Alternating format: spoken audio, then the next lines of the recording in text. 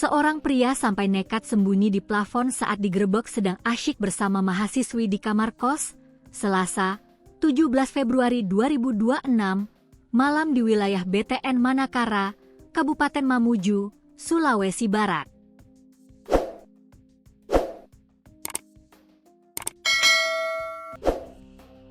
Keduanya bukan pasangan suami istri sehingga keberadaan sejoli di kamar kos tersebut membuat resah warga sekitar. Keduanya V, 24, merupakan warga Simboro dan bekerja sebagai satpam di salah satu instansi vertikal di Mamuju. Kemudian H, 23, pendatang asal Tarakan, Kalimantan Utara, dan berstatus mahasiswi di salah satu perguruan tinggi swasta di Mamuju. Warga melaporkan pasangan tersebut ke tim Patmor Polresta Mamuju karena diduga bukan suami istri. Kasat Samapta Polresta Mamuju AKP Sirajuddin mengatakan, pihaknya langsung menuju lokasi untuk melakukan pemeriksaan. Keduanya tidak dapat menunjukkan buku nikah atau dokumen pernikahan lainnya. Mereka mengaku telah menginap bersama selama beberapa hari.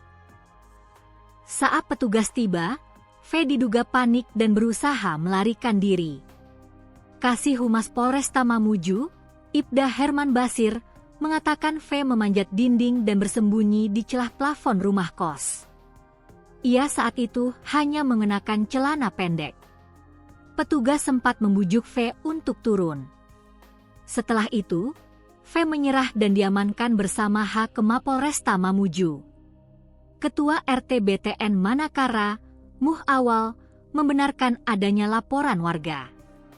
Ia menyebut warga sudah lama mencurigai aktivitas di rumah kos tersebut.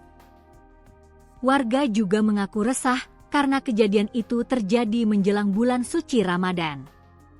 Polisi melakukan penataan dan pembinaan terhadap keduanya. Mereka juga diminta membuat surat pernyataan agar tidak mengulangi perbuatannya. Setelah pemeriksaan, keduanya dipulangkan, ujar Ibda Herman Basir.